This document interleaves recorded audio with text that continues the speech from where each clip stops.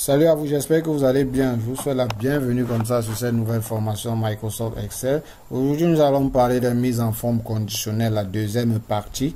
Dans notre dernière vidéo, nous avons vu la première partie. La mise en forme conditionnelle vous permet de faire quoi? Ça vous permet comme ça de trier et de mettre en forme les cellules de votre tableau en fonction d'un critère. Je suis Willy comme de Ibiac Informatique et dans cette formation, dans cette nouvelle vidéo, nous allons aller dans la continuité de notre dernière vidéo sur les mises en forme conditionnelles. Ici, nous allons voir comment mettre nos cellules en valeur, appliquer les mises en forme à nos cellules en fonction d'autres conditions, en fonction d'autres critères tels que la recherche des doublons, par exemple, et également comment mettre les cellules sur tout notre tableau dans Microsoft Excel. Ok, avant de commencer, pour ceux qui sont nouveaux sur la chaîne, je vous invite comme ça à vous abonner en cliquant juste en dessous là sur le petit bouton rouge s'abonner. Ainsi vous allez recevoir davantage, vous serez informé des nouvelles vidéos, ce qui va vous permettre comme ça d'accroître vos connaissances sur l'utilisation du logiciel Microsoft Excel. Ok, allons-y. Donc voici le tableur sur lequel nous allons travailler. Nous allons travailler sur ce tableur. Vous voyez, on a ce tableau.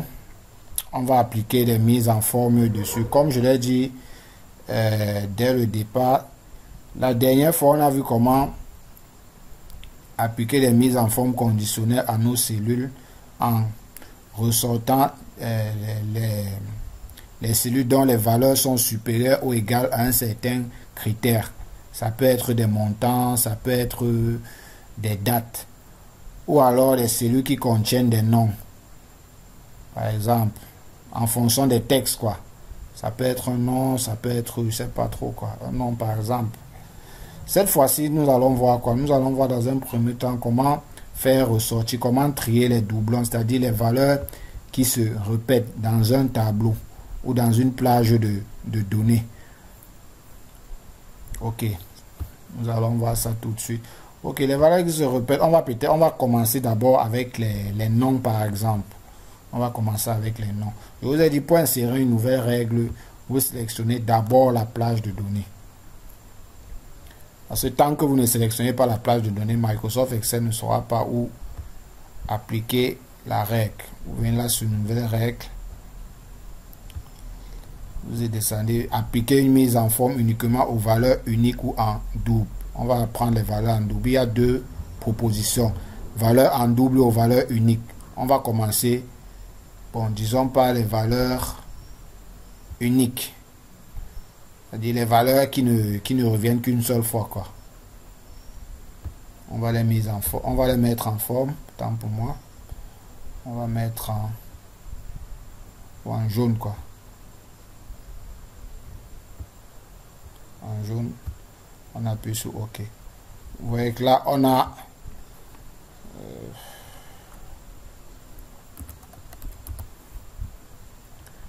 a trois valeurs. Alain, Joe et Alice. Ces valeurs ne reviennent qu'une seule fois. Et si vous remarquez, par rapport aux formations qu'on a eu à faire au début, si on vient peut-être là sur Alain, on va se rendre que Alain n'a vendu qu'un seul jour. Pareil sur Joe. Joe. C'est dommage, il n'y a pas de Joe ici.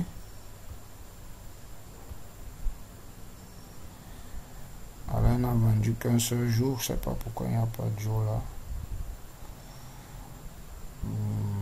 Bon, c'est pas grave. On se rend compte qu'Alain n'a vendu qu'un seul jour. Pareil pour Joe, pareil pour Alice. Bon, maintenant, nous allons voir comment mettre en valeur les doublons. Les valeurs qui se répètent. On va sur la nouvelle règle. Valeur en double. On est dessus. On va mettre le rouge. Rouge. On va sur OK. Oui, là on a les valeurs qui se retrouvent. Pourquoi? Parce qu'on a Jean combien de fois? On a Jean 2 fois. Vous voyez? Si on fait une recherche, on se rend compte qu'on a Jean 6 fois. On a huile 2 fois. On a, il y a quoi? Il y a robe. On a robe 3 fois.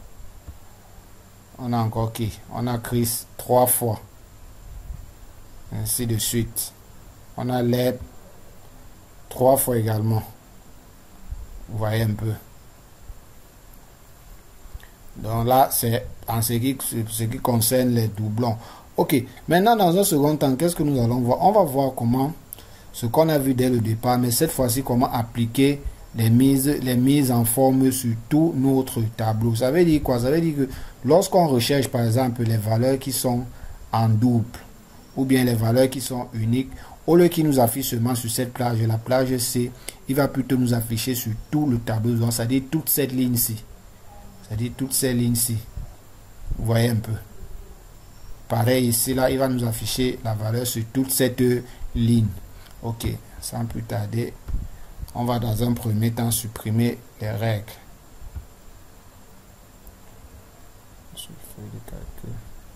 On va supprimer toutes ces règles-ci. On a vu comment on supprime dans la dernière vidéo.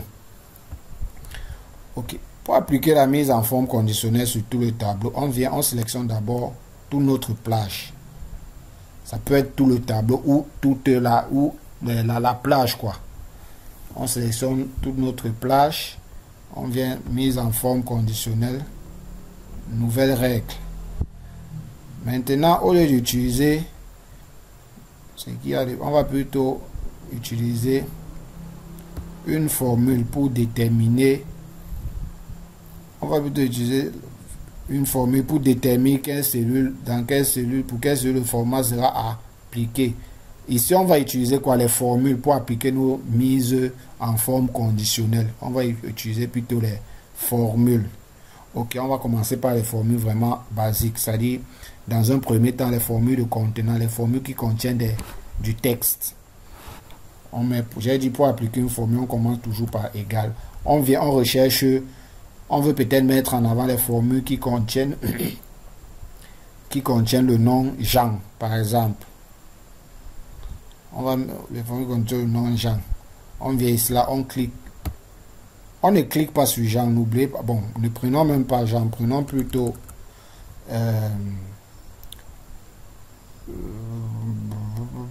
prenons Chris, par exemple. Donc on clique sur la première cellule, c'est très important. Pourquoi la première cellule? Parce qu'il va commencer à balayer au niveau de la première cellule jusqu'à la dernière cellule de notre sélection. Donc déjà on dit la première, on prend la première cellule. On dit égal, on a dit que c'est égal à quoi? Pour insérer un nom dans une formule, on met les guillemets. Et ça pose sur autant pour moi. Et on a dit qu'on va prendre Chris. On va prendre Chris. Et regardez bien, lorsqu'on a sélectionné la première cellule-ci, au lieu de, ce n'est pas venu C3 une fois, c'est venu avec les dollars. Les dollars font référence aux fonctions, aux formules relatives et absolues. On va voir ça dans une prochaine vidéo. Je vais vous expliquer ce que ça signifie. Bref, en gros, ça veut dire quoi? Ça veut dire que si là, par exemple, si c'était seulement C3, pourquoi? Parce que le logiciel, qu'est-ce qu'il fait? Le logiciel, lui, Microsoft Excel, pour appliquer cette formule, il va parcourir toutes les cellules à la recherche du nom Chris. À la recherche du nom Chris. Donc, là, il y a les dollars. Ça veut dire que la cellule a été figée. Ça veut dire que lorsqu'il va quitter d'ici à là, au lieu que ce soit C5, au lieu que ce soit C4, ça sera toujours C3. Donc, ça sera C3. Quand il va parcourir tout notre tableau, ça sera C3 partout. Or, c'est pas ce que nous on veut. Ce que nous on veut, c'est quoi? C'est qu'il reste sur la colonne C et il parcourt les différents. Il part de C4, C5, C6, etc. etc. Vous voyez? Donc, on va juste enlever le dollar là. Et on va appliquer notre format de remplissage. On va mettre peut-être... disons, on va appliquer le format Là, on va mettre la police, la couleur de la police en rouge. Et notre texte sera en gras. Donc on clique sur OK. Et on valide notre formule. Vous voyez, il a pris toute la ligne. Toute la ligne. Ça fait que là, quand même, vous avez un meilleur, vous voyez, vous avez un meilleur aperçu de vos résultats. Vous voyez, vous avez un meilleur aperçu. Au lieu qu'ils mettent seulement Chris là, Chris, vous avez là, vous avez toute la ligne contenant Chris. Vous avez ces données. Vous savez que le 8 avril, Chris a travaillé. Il a vendu 11 articles. Prix unitaire, c'était 1790 pour un total de 1690.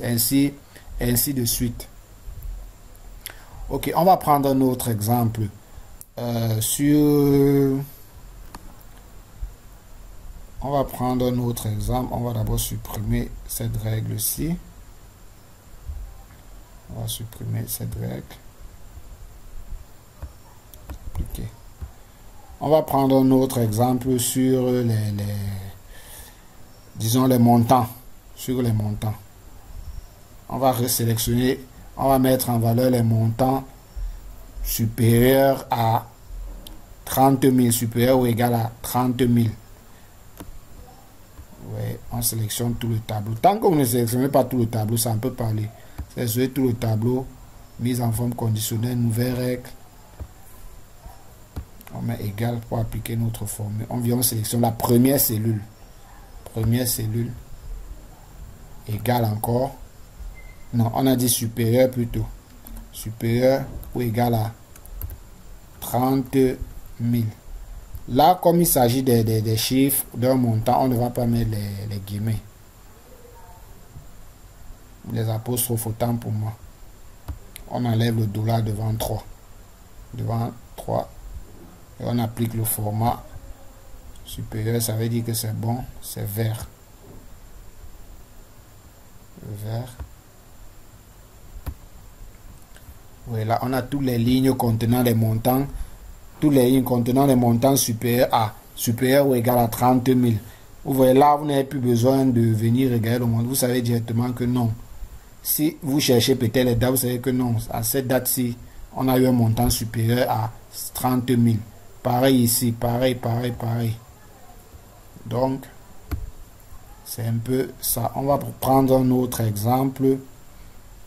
Bon, l'exemple qu'on va prendre maintenant, ça sera un exemple assez particulier. C'est-à-dire, qu'est-ce qu'on va essayer de faire? On va essayer d'imbriquer deux formules. Deux formules en utilisant la fonction et. Ça veut dire quoi? Ça veut dire, je prends un exemple. On va rechercher les cellules qui contiennent Jean. Vous voyez un peu? On va rechercher les cellules qui contiennent Jean et dont les montants sont supérieurs à... disons à pardonnez-moi, dans les montants sont supérieurs à 27 000, dont le montant est supérieur, le total va être supérieur à 27 000. Donc on sélectionne d'abord tout le tableau. Là vous voyez que là on a deux conditions. Non seulement on recherche Jean et on veut voir là où il a vendu plus de 27 000, c'est-à-dire le jour où il a vendu plus de 27 000. On veut ces données. J'ai dit on sélectionne toujours tout le tableau. Vous n'êtes pas obligé, ça peut être, vous voulez peut-être décider que non, c'est unique, c'est jusqu'au 11 ou alors jusqu'au 10. Ou je ne sais pas trop quoi, bref. J'ai dit on sélectionne tout le tableau parce que c'est durant tout le mois. Venez là, nouvelle règle toujours. Utilisez une formule. On clique sur égal. La première règle c'est quoi? On veut que ceci. On recherche Jean d'abord ici là. On met égal. On met le nom Jean. Maintenant on appelle la fonction et. Très important. On appelle la fonction et. On ouvre la parenthèse. Et. On a dit c'est quoi? Supérieur à 27 000. Je crois que c'est ça.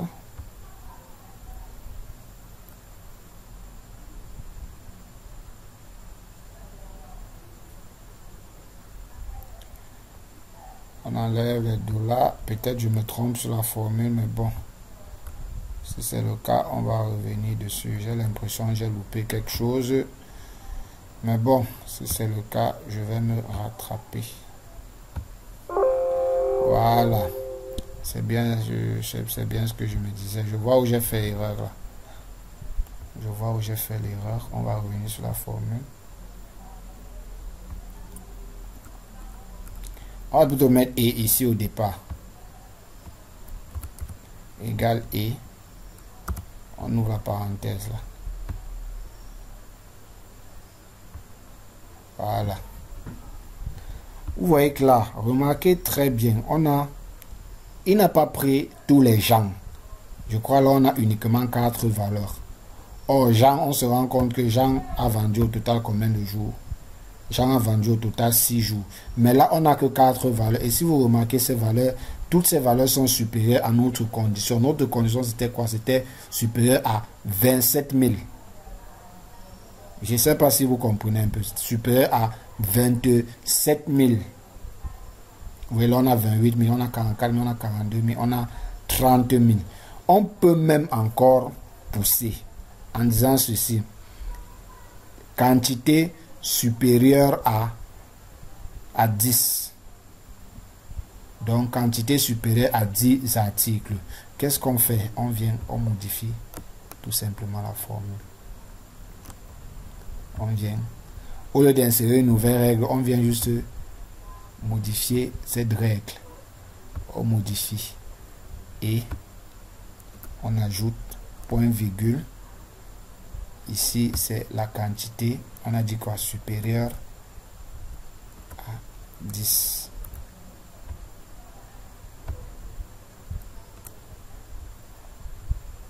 Supérieur à 10. On va juste mettre la police en gras. Bon, un nouveau remplissage. Oui. Non, rose. Et on va mettre la police en rouge. Ouais, un peu. On peut mettre les bordures, vraiment. Ça dépend de vous. On applique. Tant que vous n'appliquez pas, la formule ne prend pas. Tant que vous n'appliquez pas, vous voyez là, on applique, on va sur OK. Vous voyez que là, il est quitté de 4 à 3. Et vous vous rendez compte qu'on a Jean. La première condition, c'est quoi? On cherchait Jean. Seconde condition, on veut les montants supérieurs à 27 000. Ici, là.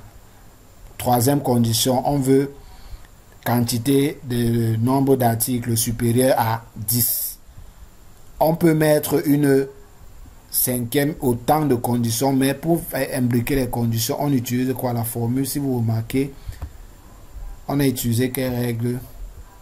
La formule E. On utilise la formule E. Vous voyez un peu. On a utilisé la formule E. On peut utiliser une autre fonction OU. Mais OU, ça veut dire que OU, il va vérifier. Bon, on vient par exemple. Si on met peut-être OU. Si on met OU, il va nous afficher tous les 6 montants. Ça veut dire qu'il va voir si c'est Jean, alors c'est vrai. Si c'est supérieur à 10, alors c'est vrai. Si c'est supérieur à 27 000, alors c'est vrai. Vous voyez un peu. Or, avec E, il faut que il doit remplir les 3 conditions avant de faire sa recherche. Ça doit remplir, la condition doit remplir, ça doit remplir les 3 conditions avant d'afficher le résultat, autant pour moi. Or, avec OU, soit c'est ça, soit c'est la première condition, soit c'est la seconde, soit c'est la troisième condition. Donc, je vous invite comme ça là à essayer un peu de vous amuser, de vous entraîner avec ces 2 formules, E et OU. Également, ce qu'on a vu dès le départ, j'ai dit pour imbriquer plusieurs formules, vous appelez la fonction E. On peut même encore ajouter, une autre fonction, la date. Ça veut dire supérieur par exemple au 10. Vous voyez? Supérieur au 10 et inférieur au 17. On va prendre le 10 là. 10.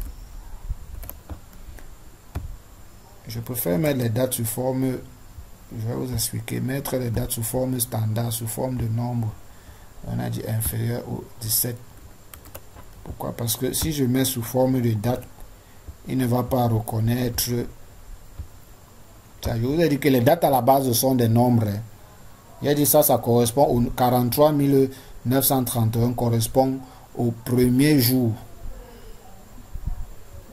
à la première date de Microsoft Excel, qui est le 1er janvier 1990, jusqu'à cette date-ci, qu'à la date du 10, je crois. Donc, on vient en sélection le tableau, bien sûr. On va modifier notre règle. On va modifier la règle. On vient. Point virgule pour ajouter une autre condition. Point virgule, on est quoi? On est sur les dates. On a dit quoi? Supérieur à la date du 10, c'est-à-dire 43 931. Point virgule, toujours le monsieur ci, mais inférieur à 43 938. N'oubliez pas de m'enlever les dollars. Si vous n'enlevez pas ça, ça ne va pas prendre. Ou bien votre formule sera erronée. On applique une nouvelle mise en forme. On met par exemple du vert. OK. Là, ça n'a pas pris. Pourquoi? Parce qu'on n'a pas appliqué.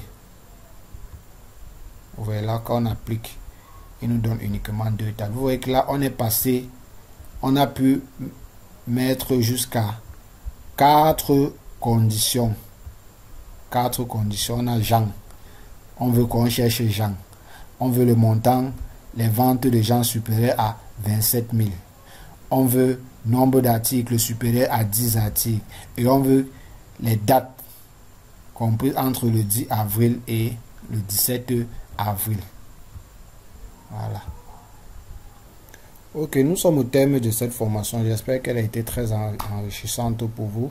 Sinon, si vous avez des questions comme ça, il y a des parties que vous n'avez pas compris, je vous invite comme ça à me les laisser, à me poser vos questions en commentaire juste en dessous. Aussi, vous pouvez vous abonner à ma chaîne pour pouvoir recevoir comme ça davantage de vidéos et d'apprendre de nouvelles techniques d'utilisation du logiciel Microsoft Excel. Ou alors, vous pouvez me laisser un message via ma page Facebook pour une formation personnalisée. Je vais vous laisser le lien en description.